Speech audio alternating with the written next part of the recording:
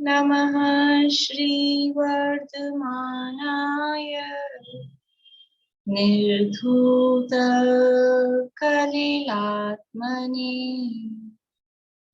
सालोकानां त्रिलोकानां यद्विद्यातर्पणायते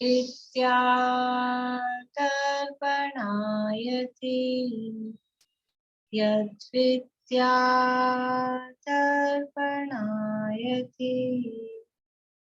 सकल पाप मल प्रक्षालक श्री वर्धमान को करूं नमन लोकालोक प्रकाशित करने जिनकी विद्या है दर्पण जिनकी विद्या है दर्पण।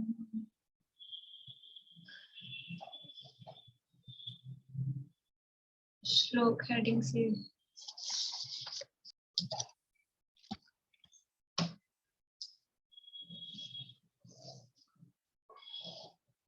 रत्नकरण शावकाचार्य नामक ये ग्रंथ यहाँ विराजमान है और स्वामी समर्थ भट्ट द्वारा रचित इसके अंतर्गत प्रथम अधिकार सम्यक दर्शन अधिकार की चर्चा अपनी चल रही है। सम्यक दर्शन का स्वरूप बताया और उस सम्यक दर्शन का जो स्वरूप है तो उस स्वरूप का भी स्वरूप यानी सच्चे देवशास गुरु का स्वरूप बताया, 8 अंगों का स्वरूप बताया और जिनसे रहित सम्यक दर्शन होता है ऐसी 3 मूर्ता और 8 मदों का स्वरूप यहाँ पर बताया। मदों के स्वरूप के अंतर्गत ही मद करने से क्या हानि है ये यहाँ बात बताई कि जो घमंड करके दूसरों का तिरस्कार कर रहा है, धर्मात्मा जीवों का तिरस्कार कर रहा है घमंड में आके, तो वास्तव में उस व्यक्ति का तिरस्कार नहीं कर रहा है, वो अपने धर्म का ही तिरस्कार करता है। इसी रेफरेंस में इसी प्रकरण में अभी और एक श्लोक यहाँ पर आगे कह रहे हैं, 27 नंबर का श्लोक है कि जो संपत्ति में रागी है उन्हें संपत्ति का स्वरूप दिखाने वाला श्लोक कहते हैं, क्योंकि ये धन संपत्ति के मोह में आके उसमें मद गर्वित हो रहा है, मदमान हो रहा है, घमंड कर रहा है। तो इस संपत्ति का वास्तव में क्या स्वरूप है वो यहाँ बता रहे हैं। कोई प्रश्न है रश्मि? मेरे को इस वाले का ना थोड़ा सा समझ में नहीं आया। 26 इसमें इसका अर्थ है ये योनान्यते, ये थोड़ा सा समझ में नहीं आया था। इसमयेन यानी घमंड से, गर्व से, और यो यह अन्यान अत्येति, ये संधि है इसमें, यह अन्यान अत्येति, यह यानी जो अन्यान यानी दूसरे का, अत्येति यानी तिरस्कार करता है, और दूसरा यानी कौन, धर्म स्थान यानी जो धर्म का स्थान है यानी जो धर्मात्मा है उसका, और कैसे, गर्वित आशय, गर्वित होकर, घमंड करके, है ना, गर्व करके, वो गर्वित आशय घमंडी होकर, यानी मद से जो घमंडी होकर धार्मिक व्यक्ति का धर्म स्थान जो है यानी धर्मात्मा पुरुष का जो तिरस्कार करता है, सह यानी वह, अत्येति यानी तिरस्कार करता है, धर्मम आत्मीयम, आत्मीयम यानी अपने, धर्मम यानी धर्म का, न धर्मो धार्मिके बिना, न धर्मो नहीं होता है, न यानी नहीं, धर्मो यानी धर्म, धार्मिक यानी धार्मिक व्यक्ति, धर्मात्मा, और बिना यानी उससे रहित, उसके बिना। तो जो मद में घमंडी होकर या मद से घमंडी होकर अन्य धर्मात्मा पुरुष का तिरस्कार करता है, वह अपने धर्म का ही तिरस्कार करता है, क्योंकि जो धर्म होता है वो धार्मिक या धर्मात्मा के बिना नहीं रहता है। तो वो धर्मात्मा का तिरस्कार कर रहा है, मतलब उसमें धर्म था, और धर्मात्मा का तिरस्कार किया, इसका मतलब उसने धर्म का ही तिरस्कार किया। ऐसा जैसे समझ लो कि अपने किसी थैले में, किसी बैग में जिनवाणी रखी है, तो हमने क्या किया कि उस बैग को नीचे जमीन पे रख दिया।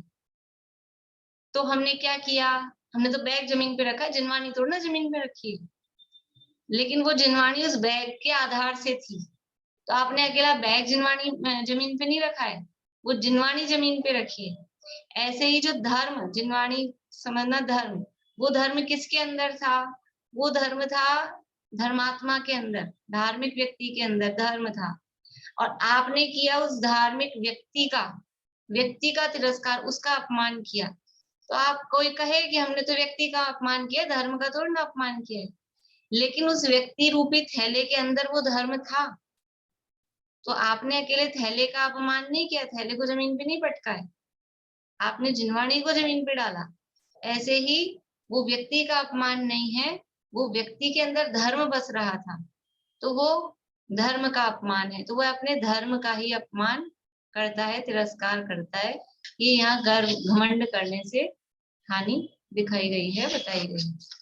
यानी रिद्धि धन संपत्ति आदि के मतलब उसका वैभव देखकर उसके मद में किसी धर्मात्मा का तिरस्कार करना वो योग्य नहीं है। यदि धर्मात्मा का तिरस्कार कर रहे हो तो धर्म का ही तिरस्कार हो रहा है, ऐसा समझना चाहिए। तो यहाँ सारे विचार बताए हैं। अज्ञानी क्या सोचता है धन को लेकर, ज्ञानी उस धन को लेकर क्या सोचता है। तो यदि हमको ज्ञानी बनना है तो हमारी सोच कैसी होनी चाहिए? अब चिपका चिपका के तो सोच लाई नहीं जाएगी, अंदर से भाव कैसे आते हैं, वो है वास्तविकता। हम बुद्धि पूर्वक की नहीं, मुझे ऐसा विचार करना चाहिए, ऐसा विचार करना चाहिए, तो वो तो कितना सा आएगा। जबरदस्ती हम चिपकाएंगे विचारों को तो वो तो 1 मिनट 2 मिनट, फिर वो अंदर तो भावना वो जो है वही रहेगी। तो वास्तव में उस धन संपत्ति का स्वरूप समझकर उस धन के प्रति ये भावना आनी चाहिए, जो यहाँ ज्ञानी के विचार हमने पढ़े कि ये पूर्व पुण्य के उदय से धन संपत्ति प्राप्त हुई है। और यदि ये किसी धर्म कार्य में, किसी धर्मात्मा के सहयोग में ये लग जाए तो ये मेरी संपत्ति सफल है। नहीं तो संपत्ति क्या है? भोगों में लगी हुई संपत्ति संपत्ति नहीं, क्या है? वो सब विपत्ति है। और कौन सा धन पाने की सार्थकता किसमें है?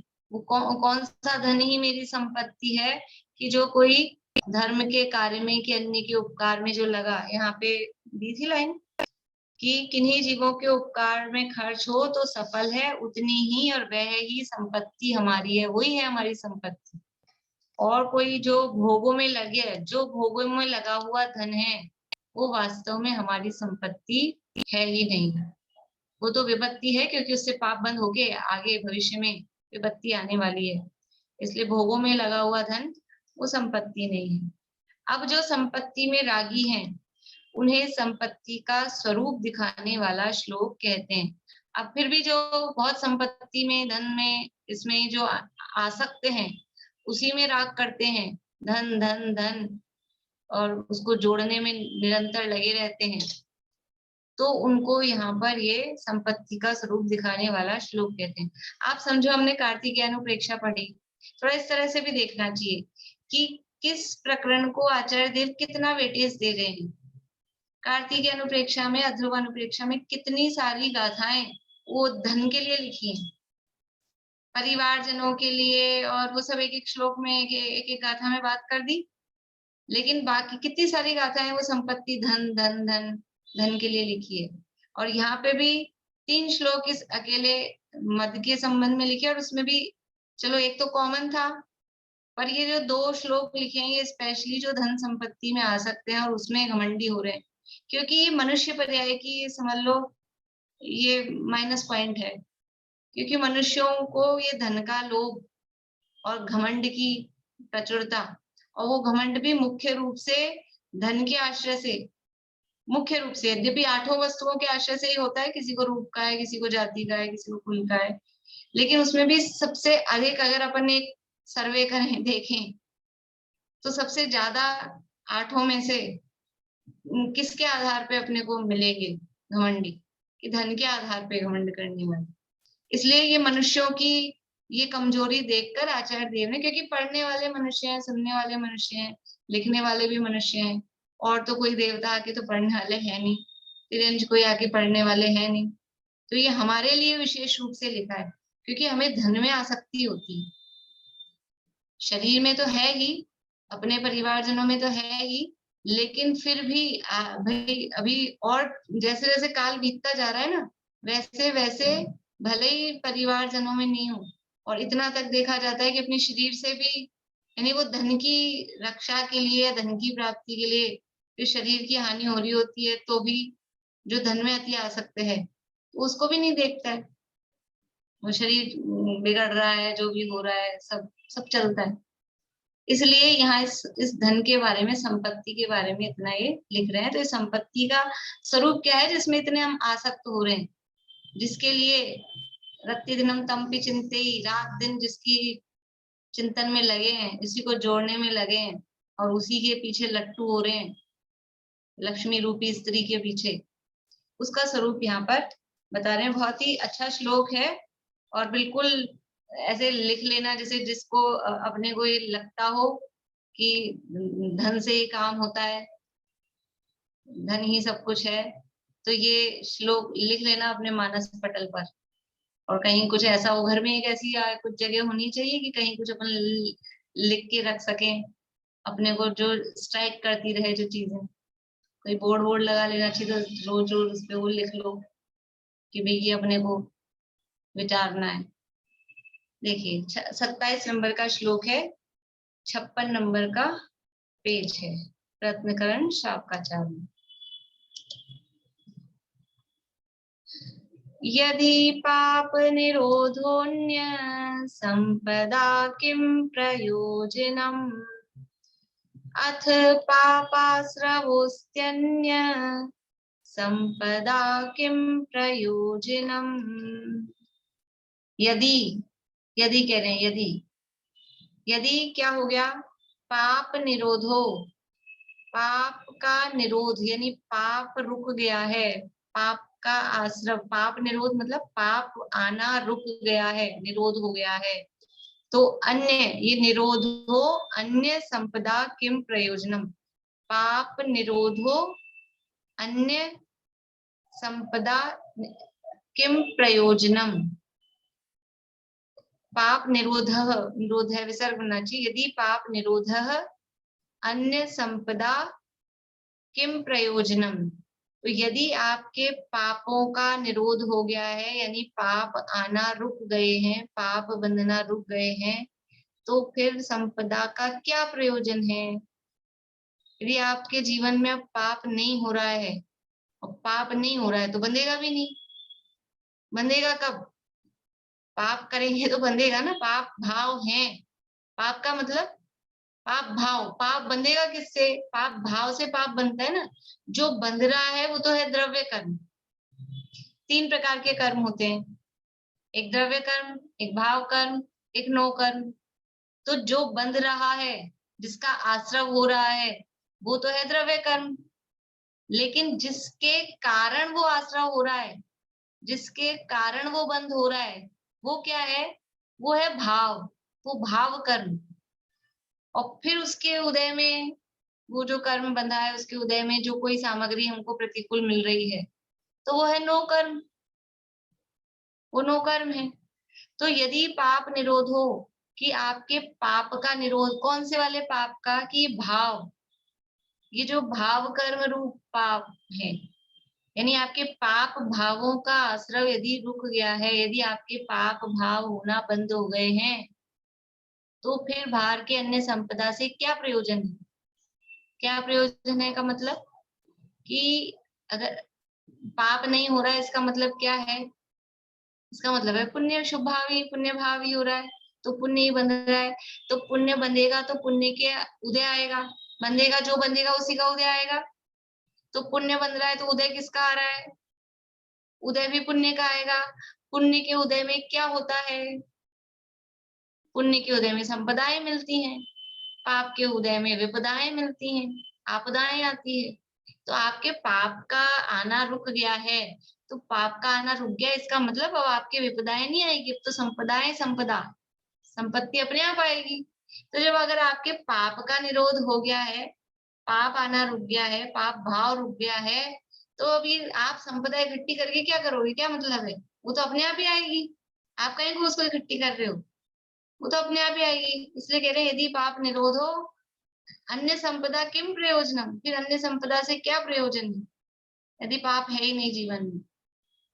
और अथ पापाश्रवो अस्ति, देखो इसका संधि विच्छेद देख लीजिए नीचे लाइन का। अथ पापाश्रवो, पाप आश्रवः अस्ति अन्य संपदा किम प्रयोजनम। पाप आश्रवः,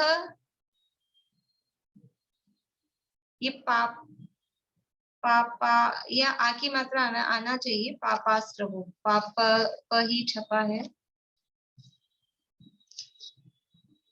ये नीचे वाली लाइन में एक आ की मात्रा और आएगी, पापाश्रवो, पाप लिखा है इसमें आ की मात्रा और आएगी।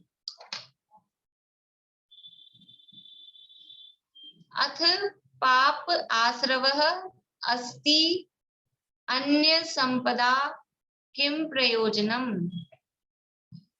अथ यानी, अथ तो वैसे कहते हैं शुरुआत को, अथ और इति ये विलोम शब्द होते हैं। अथ यानी प्रारंभ और इति यानी समाप्त होना, पर यहाँ अथ यानी अभी, यदि के अर्थ में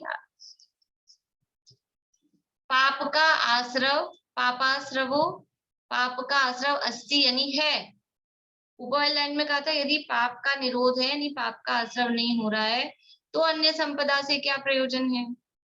और कह रहे हैं यदि पाप का आश्रव है, पाप आश्रव है अस्ति, यदि पाप का आश्रव है यानी पाप भाव हो रहा है और पाप कर्म आ रहा है, भावों में पाप भाव हो रहा है, भाव कर्म, और उसके निमित्त से द्रव्य रूप से भी पाप कर्म आ रहा है, बन रहा है, तो अन्य संपदा किम प्रयोजनम, तो अन्य संपदा का क्या प्रयोजन है। देखो दुनिया में एक कहावत चलती है, सबने सुनी होगी, पूत कपूत तो क्यों धन संचय, अपूत सपूत तो क्यों धन संचय। यदि आपका पुत्र सुपुत्र है, अच्छा है, समझदार है, तो आप धन क्यों संचय कर रहे हो, अपने आप ही कमा लेगा, वो और बढ़ाएगा। और अगर पूत कुपूत, ये वो कुपुत्र है यानी वो समझ लो खोटी संगति में है, खोटे काम कर रहा है, तो आप कितना ही धन जोड़ के रखो, वो सारा कुछ ही दिनों में सब जीरो कर देगा, बर्बाद कर देगा, तो फिर धन संचय क्यों करना। तो दुनिया में भी कहावत चलती है, तो वहां तो पुत्र के आधार पे है। यहाँ कह रहे हैं असली पुत्र कौन है, ये आपके भाव।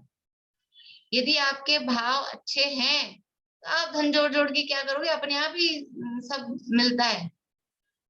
यदि पाप होना रुक गया है तो पाप होना रुक गया। देखो इससे क्या संदेश दे रहे हैं कि जो संपत्ति आ रही है, धन संपत्ति की प्राप्ति हो रही है, वो पुण्य की वजह से होती है, वो पुण्य की वजह से होती है, पुरुषार्थ से नहीं होती।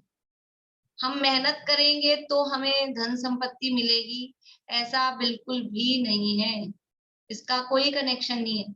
मेहनत से धन संपत्ति के मिलने का कोई कनेक्शन नहीं है।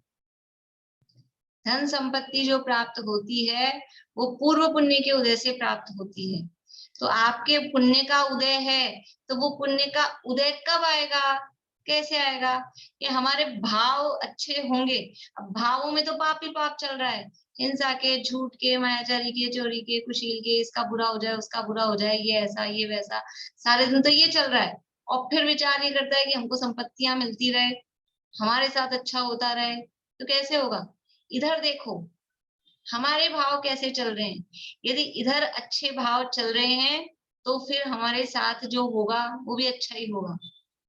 लेकिन यहाँ भाव तो सारे कलुषित चल रहे हैं, और फिर सोचे कि हमें रिजल्ट में अच्छा मिल जाए, तो क्या मतलब है, मिलेगा नहीं। इसलिए ये यदि भाव अच्छे हैं तो संपत्ति इकट्ठी करने से क्या मतलब है, अपने आप मिलेगी। और यदि भाव खराब हैं तो संपत्ति इकट्ठी करने से क्या मतलब है, वो पाप के उदय में कितनी इकट्ठी करके रखो, सब जीरो हो जाने वाली है, सब नष्ट हो जाने वाला है, सब समाप्त हो जाने वाला है। इसलिए यदि पाप निरोधो अस्ति अन्य संपदा किम प्रयोजनम, और अथ पापाश्रव अस्ति अन्य संपदा किम प्रयोजनम। इसलिए ये संपत्ति को इकट्ठी करने की जो भाग दौड़, जो रेस लग रही है, उसको स्टॉप करो, उसको रोको, उसको कोई मतलब नहीं है।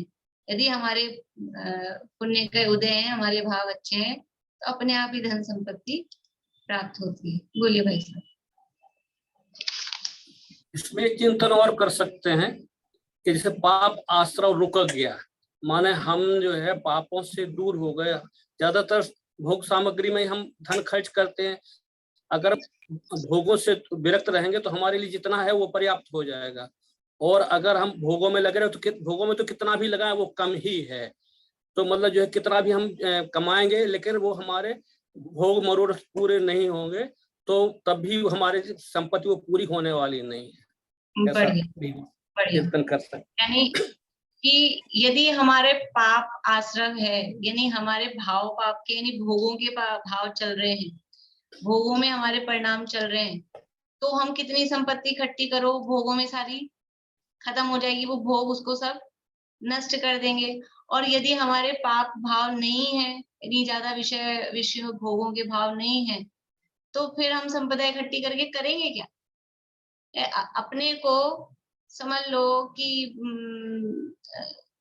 अष्टांगिका 10 लक्षण वगैरह होते ना, तो हमको एक आसन करना है, हमको हरी नहीं खानी है, हमको बार बार में नहीं खाना है। अब हम खूब घर में समझ लो सब्जियां ला के रख दें, फल ला के रख दें, अपने को ही खाना है, तो क्या मतलब है?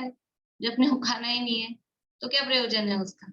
तो हमको भोगना ही नहीं है, हमारे पाप भाव ही नहीं, भोग के भाव ही नहीं है, तो फिर ये सब भोग सामग्री, भाई जो हम संपत्ति इकट्ठी कर रहे हैं, वो संपत्ति किस काम आने वाली, किस लिए इकट्ठी कर रहे हैं? भोगों के लिए तो कर रहे हैं। तो जो हमारे भोग के भाव ही नहीं, पाप भाव ही नहीं है, तो बड़ी संपदा से क्या प्रयोजन है? और यदि हमारे भोगों के भाव मिटे नहीं है, पाप का आश्रय चालू है, भोगों के भाव हैं, तो हम कितनी संपत्ति इकट्ठी करो, वो सब वो वैसे ही भोगों के माध्यम से वो नष्ट हो जाएगी, वो बची भी रहेगी नहीं उस पाप भाव के माध्यम से। तो ये इस तरह का वर्तमान कालीन अर्थ भी इसका लिया जा सकता है। बहुत बढ़िया, बोलिए रेणु जी। मैं बोल रहा हूँ कि आज तो जो मतलब यंग जनरेशन है या जो भी समाज में देखा जा रहा है, सब पाप ही पाप कर रहे हैं। और ये पूर्व जो पुण्य का उदय से जो संपत्ति मिली, जो अरबपति खरबपति है, और उन लोग का तो पूरा जीवन पाप में बीत रहा है।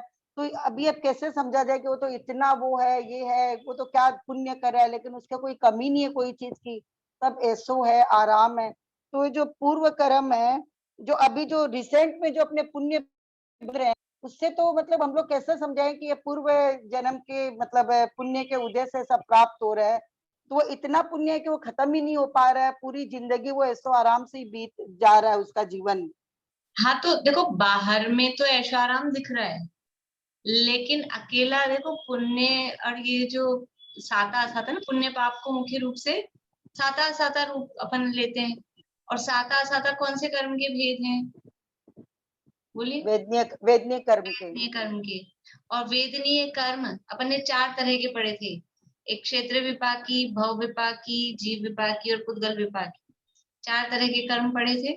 तो वेदनीय कर्म कौन सा है इन चारों में से? क्षेत्र, भव, जीव की पुद्गल? उंगली से बता दीजिए, 1 2 3 4।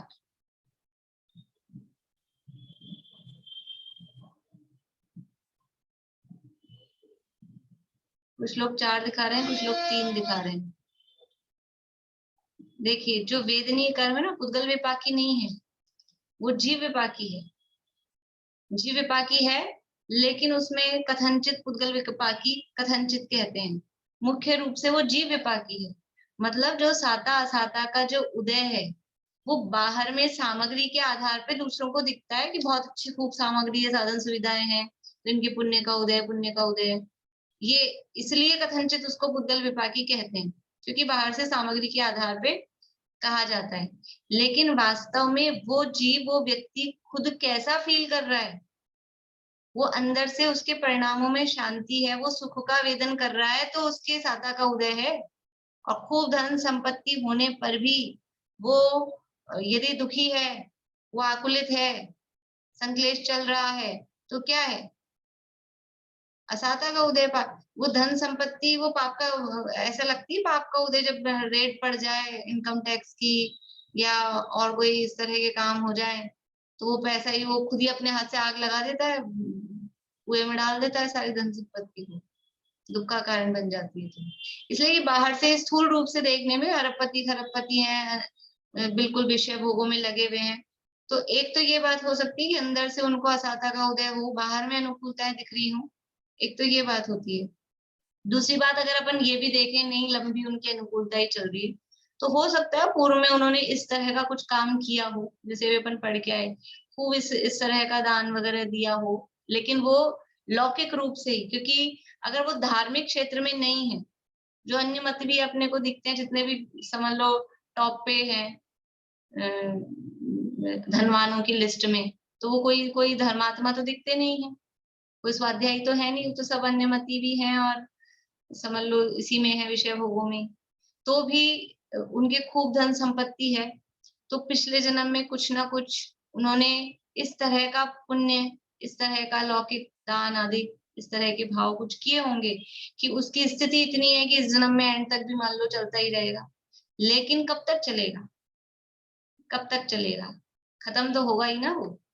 फिर क्या होगा, अगर देखो इसको बोलते हैं पुण्य का तो उदय है, उदय तो पुण्य का है, लेकिन वर्तमान में क्या कर रहा है, यहाँ ये जो श्लोक है ना एक्चुअल में, ये इसीलिए मैंने वो अर्थ किया उसका कि वर्तमान में आप क्या कर रहे हो, पाप आश्रव अथ पाप, यदि पाप अथ पापाश्रवो, यदि पाप का आश्रव हो रहा है, नहीं पाप का आश्रव कब हो रहा है कि वर्तमान में आपके पाप भाव बराबर चले जा रहे हैं, तो भले ही पूर्व पुण्य की वजह से सारे साधन सामग्री मिली है, लेकिन अभी तो आपके पाप भाव चल रहे हैं, तो ये जो पाप भाव चल रहे हैं, कोई धर्म कार्य कुछ नहीं हो रहा है जीवन में, तो इस पाप का फल क्या होगा, बंध क्या कौन सा बंधने वाला है, अब कौन सा बंध बंधेगा, तो अब बंधेगा पाप।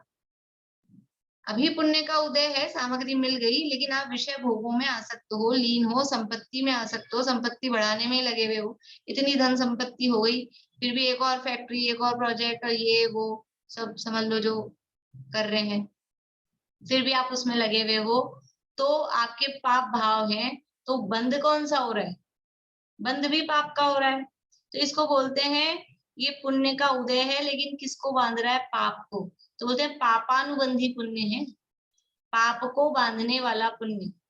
ये जो पुण्य का उदय है ये कैसा है, पाप को बांधने वाला।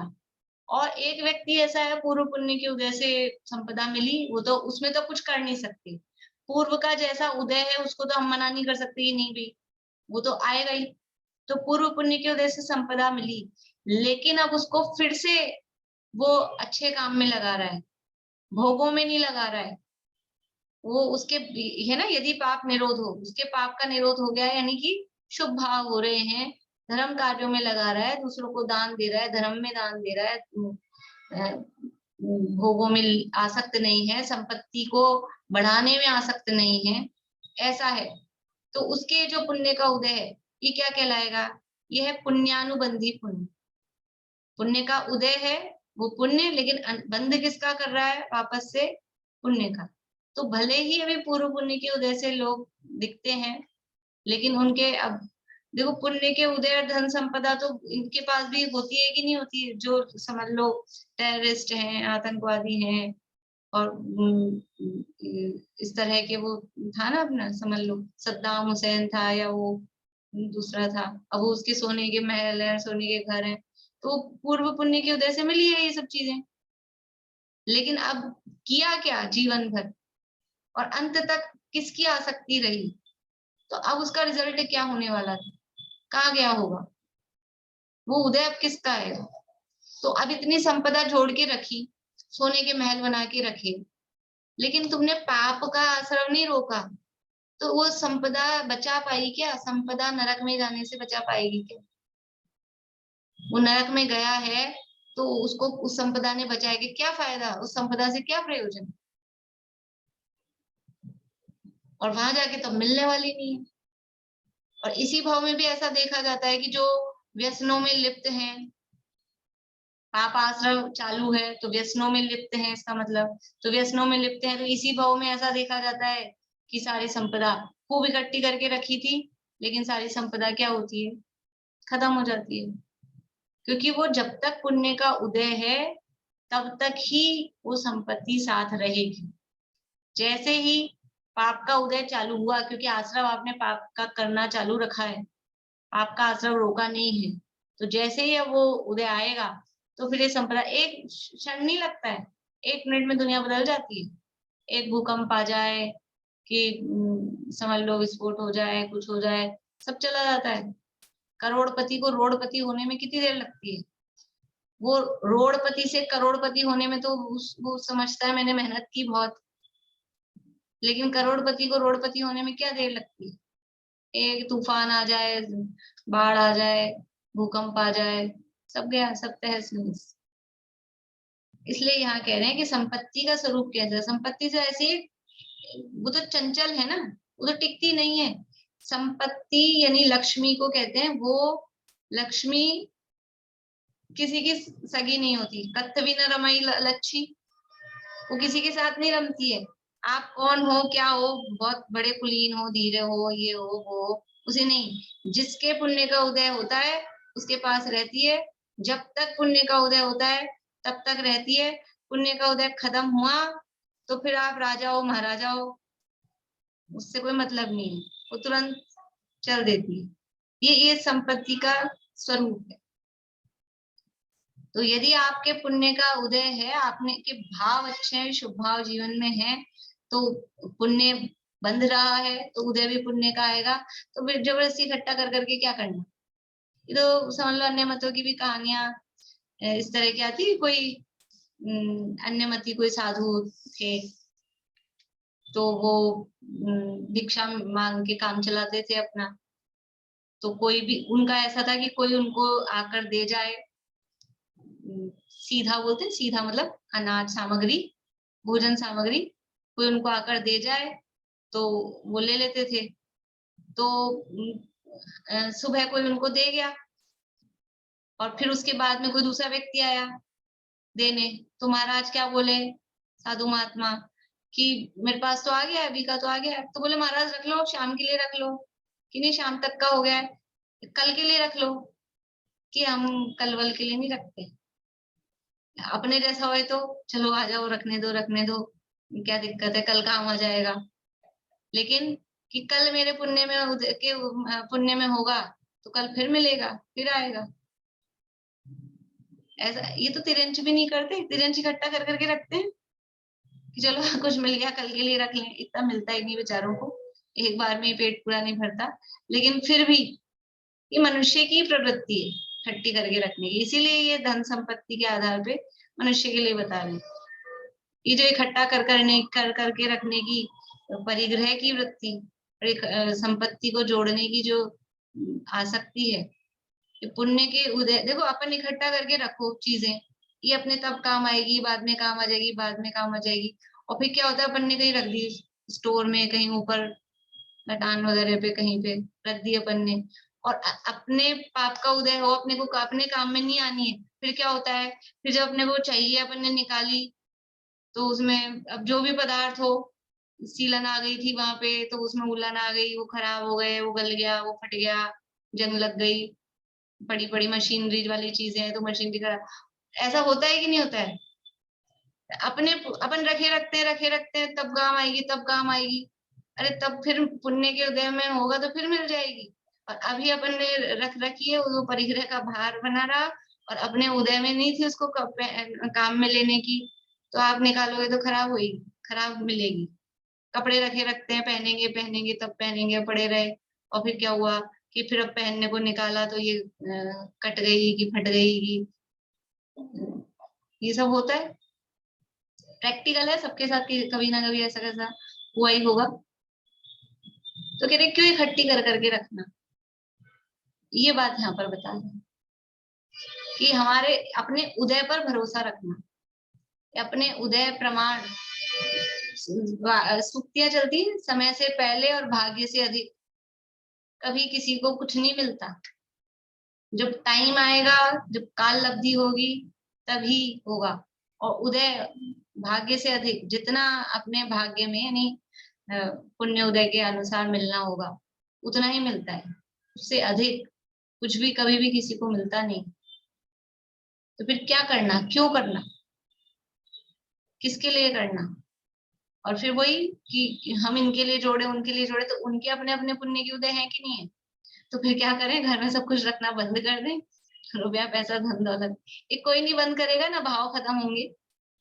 इतनी सी बात करने से ना तो हमारा राग छूटा है ना कोई बात, लेकिन जो आसक्ति है थोड़ा विचार करें तो वो आसक्ति कम तो हो जाए थोड़ी।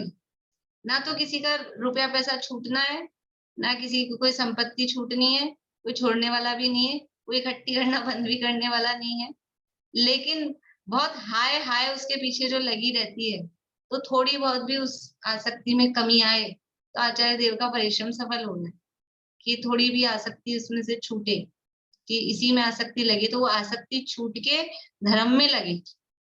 इतनी आसक्ति है कि सुबह 8 बजे से लेकर और रात को 10-12 बजे तक उसी में लगा रहता है, ना मंदिर जाना, ना दर्शन करना, ना पूजन करना, ना स्वाध्याय करना, रात्रि भोजन, ये सब किसके लिए?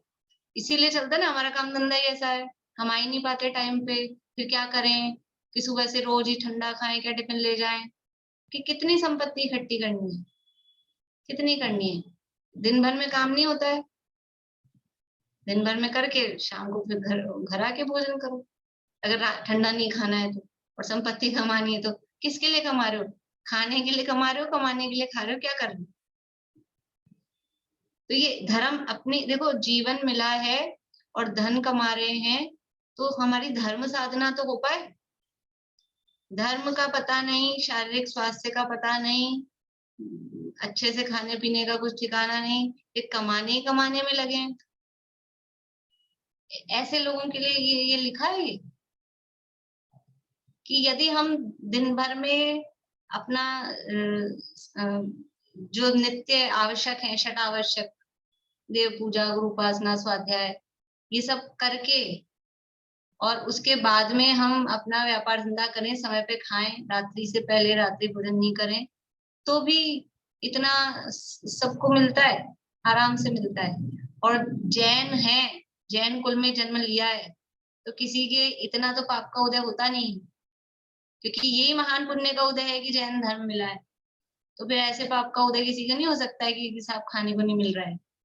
ये तो देखो, पेट भरना, पेट भरने में कोई कमी नहीं हो सकती है, और थोड़ा बहुत अपने जो भी है लिविंग, जीवन यापन की स्थिति, उसमें भी नहीं। लेकिन हमको क्या है कि ना पेट भरना है, ना थोड़ी अपनी जीवन यापन करना है, हमें तो पेट ही भरना है। दादा ने लिखा है पेट ही भरने के चक्कर में पड़ा रहता है, हमको इकट्ठा कर करके रखना है। और ये कल भी कह के आए हैं, ये पता है कोई साथ नहीं लेके जाएगा, जो आदमी मरता है और मरेगा भविष्य में, कोई भी जीरो बैलेंस में नहीं मरेगा, ना आज तक कोई मरा है। कुछ ना कुछ अपना बैंक बैलेंस मतलब कुछ ना कुछ रुपया पैसा धन संपत्ति वो छोड़ के ही मरा है। गरीब से गरीब आदमी भी देख लो आप, तो ऐसा हो कि इसके पास 0 1 भी रुपया नहीं हो, कि कुछ भी नहीं हो, 10 प्रकार के बहिरंग परिग्रह में से कुछ भी उसके पास नहीं हो, ऐसा नहीं होता है, वो छोड़ के ही मरता है। तो छोड़ के ही मरना है ना, तो कम, सूर्य प्रकाश जी ऐसा बोलते हैं कि थोड़ा कम छोड़ के मर जाना, इतने करोड़ों छोड़ के मरोगे, उसमें से कुछ समझ लो कुछ लाख कम छोड़ के मर जाना, छोड़ के तो मरना है सब। इसलिए क्यों उसके पीछे इतना भागना? ये यहाँ पर कह रहे हैं कि अपना जो समय है उसको धर्म में लगाओ। ये मनुष्य भाव मिला है, ये मनुष्य भाव धन कमाने के लिए नहीं मिला है, ये धर्म कमाने के लिए मिला है। और जैसे ऐसा होता है ना, अभी तो कमाई का सीजन आ गया, व्यापारियों को ऐसा लगता है तो सीजन का टाइम है, सीजन का टाइम है, दिवाली के दिन आ जाएंगे तो सीजन का टाइम हो जाएगा। ये मनुष्य भाव सीजन का टाइम है। काहे का सीजन है? ये धर्म के सीजन का टाइम है। मनुष्य भाव में जितनी अनुकूलता है धर्म करने में, उतनी कहीं नहीं है। आप देखो, नारकियों को अनुकूलता है क्या धर्म करने के लिए? ये लड़ाई मार काट से फुर्सत कहाँ है? फुर्सत ही नहीं है, मारो काटो यही मचा रहता है। फिर भी असंख्यात नार की धर्म करते हैं, धार्मिक हैं, असंख्यात नार की धर्मात्माएं सम्यक दृष्टि है। तीर्थंकर प्रकृति का बंद कर रहे हैं असंख्यात। फिर भी लेकिन हम जिसे धर्म कहते हैं, पूजा पाठ, व्रत, उपवास, त्याग, तपस्या, स्वाध्याय, इस रूप में तो वहां अवसर नहीं है। तिर्यंचों को एक इंद्रिय से असंगी पंचेंद्रिय तक को तो सुदबुद्धि नहीं है, वहां तो कोई विचार शक्ति नहीं है। और जो संगी पंचेंद्रिय तिर्यंच हैं, उनकी क्या स्थिति है? तिर्यंचों का जीवन बस भोजन की तलाश में, आहार संज्ञा या फिर मैथुन संज्ञा, ये दो संज्ञाएं तीव्र होती हैं उनके। या तो वो काम भाव से ग्रसित रहते हैं या फिर बस भोजन की, बाकी तो क्या है, इसी में जीवन रहता है उनका। ये तिर्यंचों की स्थिति है। कहाँ कोई पूजा पाठ करेंगे, स्वाध्याय करेंगे, कोई व्रत उपवास करें, फुर्सत नहीं, लगे रहते हैं उसी में। देवों को भोगों से फुर्सत नहीं है, उनको अपने नंदन वन में पिकनिक मनाने से। उनका जीवन ऐसे निकलता है जैसे सुबह सुबह अलार्म लगा के सो, 4 बजे उठना है, फिर 4 की लगाओ, फिर 4:15 की लगा रखी है, 4:30 की लगा रखी है, सारी लगा रखी है, तो पहली बजती है कि भी उठ जाते हैं, फिर उसको बंद कर देते हैं, फिर दूसरी बजती, तीसरी बजती हो तो सुनाई नहीं देती, और फिर सुनाई देती, फिर क्या होता है, सीधे ही 6 बज जाती। ये 2 घंटे, अभी तो हमने सोचा था अभी तो 5 ही मिनट हुए थे, ऐसा लगता है कि नहीं लगता है कि 5 मिनट तो पहले अलार्म बंद की थी और 6 बज गए, 7 बज गए, 2-3 घंटे निकल गए।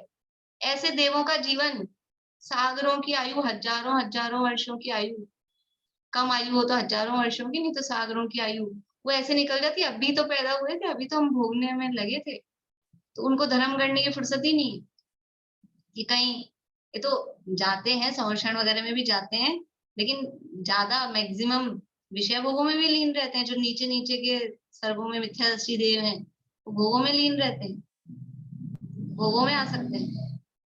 इसलिए ये मनुष्य भाव, ये धर्म की कमाई करने का अवसर, ये सीजन, तो फिर यहाँ पर भी आके बस पैसा पैसा पैसा कमाने में लगा है, उसको जोड़ने में, उसकी सुरक्षा में, उसकी कैसे बचाएं, कैसे करें, कोई हड़प रहा है, ये कर रहा है, वो कर रहा है, उसी में लगे हुए हैं। तो ये यहाँ ये बात कह रहे हैं, यदि पाप निरोधो अस्ति अन्य संपदा किम प्रयोजनम, अथ पापाश्रवो अस्ति अन्य संपदा किम प्रयोजनम। ये यहाँ पर कहा है। अपना समय हो गया है, कल इसकी चर्चा अपन करेंगे। अब कल तो पढ़ना रहेगा, इसे चर्चा अपन ने काफी कर लिए, विशेष कल करेंगे।